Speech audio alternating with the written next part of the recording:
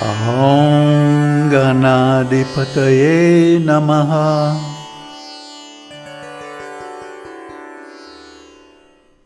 Namaste, and welcome to the latest episode of A New Beginning. 10,000 yogas. Why do I say 10,000? Well, 10,000 in Chinese sacred literature is an expression that means an arbitrarily large number. Many, many, heaps, bunches and stuff. So 10,000 yogas means really there are an unlimited, uncountable, incomprehensible number of yogas. Let me read you something from the Viśiṣṭādvaita-vāda Tantra, which is one of the really, really great works on yoga. It starts out with typical types of yoga like concentration on the breath and mantras and so on like that. But then around the middle of the book, he starts saying things like, one should throw the blissful mind into the fire, Anāhata-cakra, in the middle of that fiber-like lotus stalk, Sushumna nadi, or into that which is only full of air, Anāhata-cakra. Then one is united with the remembrance of bliss. What? It's kind of technical. But what it means is that there are certain nadis or energy vesicles in the body that are used for the transmission of bliss. And when you throw the mind or the attention into these, then even if you're not experiencing bliss at the moment, you will remember your previous experiences, and then will again arise with the same feeling. And when he says bliss, he means samadhi. Samadhi is anything which concentrates the mind on one point. So whether that point is between the eyebrows or in the heart or at the top of the head or some other point in the body, the Sushumna nadi, the passage in the center of the spinal column that leads to the thousand-petaled lotus. It doesn't really matter as long as the mind is one-pointed. So then he goes on to say, by the union with Shakti, there is excitation, and in the end, one is absorbed into Shakti. That bliss of union, which is said to be of the nature of Brahman, ever-expanding consciousness, that bliss is, in reality, one's own self. So this is where all of the different interpretations of Tantra come from. That by the union of Shiva and Shakti, awareness and its shadow, the manifestation, the body, the world, one experiences bliss. And this can be interpreted sexually, or it can be interpreted in a more philosophical way. It doesn't matter. The principle is the same. And let's go on. O Queen of Gods, the bliss of a woman is attained even in the absence of Shakti, by fully remembering and absorbing the mind in the experience of kissing, hugging, and embracing. The bliss swells. So you see, it is not that we have to ignore or prohibit or regulate or restrict sex life. That happens automatically if one is concentrating the mind on one point. All these rules and regulations are only necessary for beginners. Once one knows the taste of samadhi, once one has realized the self, Brahman, it can be perceived anywhere, in anything. So that's why I say there's 10,000 yogas. What does yoga mean?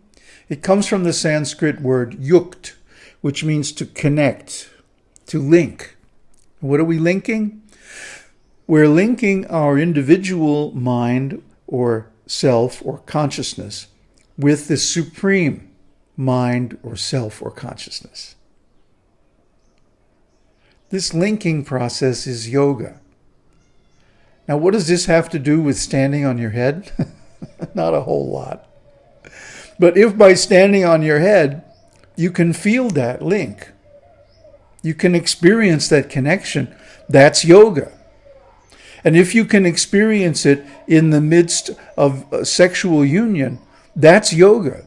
And if you can experience it in music, let's say, that's yoga. In fact, he goes on to say, as a result of concentration on the pleasures of the senses, such as music or song, the yogis experience equal happiness or pleasure within. By being thus absorbed, the yogi ascends beyond the mind and becomes one with that. And we know that the word that is a code word for the Supreme, Brahman, God, the origin of all. So if you can concentrate the mind by doing anything, that's yoga. Anything can be a medium for the yogic process once you know what it is. So the question is, how do you get to know what it is? Well, first I want to say one thing. Any of these methods are simply tools. And a tool is neutral in itself. Like take a hammer, for example. A hammer is neutral. You leave it by itself, it just sits there, it doesn't do anything. But one person can take a hammer and use it to build a beautiful wood house or some other construction like that. And another person can take the same hammer and use it to smash and destroy things. So what really is a hammer? It depends on the intention of the user. So if our intention is to destroy, we'll find a way to destroy no matter what tool we happen to have, even if it's just a stick. And if our intention is to attain union with the self, with the soul of the universe, with God, then we will find a way to do that somehow or other. So if that's true, then anything can become a medium, anything can become a tool for this yoga process. And this is true. This is true. So then, why do the scriptures recommend only certain yoga methods? Specifically, karma yoga, Bhakti-yoga, Raja yoga, and Jnana yoga. Why do the scriptures only talk about these four, and then only specific types, especially in the mode of goodness, satya, guna? Well, there's a very good reason for it. If you look at the distribution of just about anything, it's a bell-shaped curve. There's a few people on this end, and there's a few people on this end, and then there's this big peak in the middle. So the big peak is what we call the mean, or the average person. Take intelligence, for example, IQ. There's a few people down here with a very, very low IQ. And there's a few people on the other side with a very, very high IQ. But then there's this big peak in the middle of people with average intelligence, average ability. So the same goes for everything, including yoga.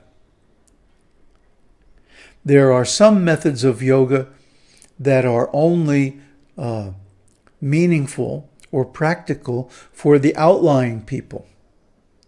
The unusual, the extraordinary, the rare people. But then there's this big lump statistical mean in the middle, which is the average person, the so-called normal person. Really, there is no such thing as normal, but there is a statistical mean. Most people, for example, are heterosexual, but some are not. They fall on the outlying parts of the graph. Does that mean they're wrong or bad? No. They're just different from the average. So society has a hard time dealing with people who are different. Society wants to standardize on the average. But that always leads to problems because there are always going to be people who are not average, who are exceptional in one way or another. And we have to include them too, or we become hypocrites. We can't preach love on one hand, but then preach hatred of people who aren't like us. So in the same way, there are yoga methods which are suitable for the great mass of people, the average people, the mean, the statistical mean in the bell-shaped curve. And then there are yoga methods which are only applicable to the rare, the exceptional, the unusual people. For example, something that requires talent, like music. Playing music is a wonderful form of yoga, especially chanting mantras and like that. It's a wonderful path. And this was really the first yoga that I experienced success in meditation. So the problem is, not everybody is good at it. Most people don't have the training, background, talent, or nature, or whatever it takes to be a good musician. And it's not wrong or bad. It's not a problem. It's just the way it is.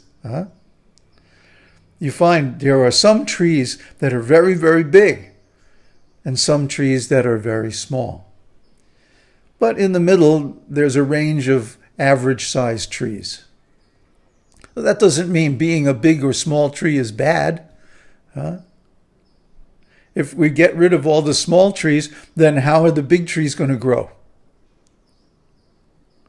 So if we find a method of yoga that works for us, then we should stick with it no matter what it is. There are thousands and thousands of forms. Literally anything can be a medium for yoga, if our intention is right, if we have right view, if we know what yoga is, and if we have a taste for it, and if we have a strong determination to achieve success. That said, this series is going to present a form of yoga which is suitable for all, which meets the needs of the average person, the mean, the normal. That doesn't mean it's the best yoga for you, but it'll probably work. I tried it, I practice it, and it works for me.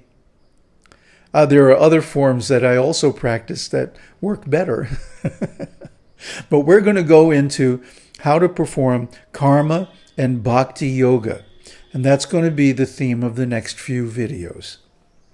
Om Tat Sat. Aum Harihi Aum.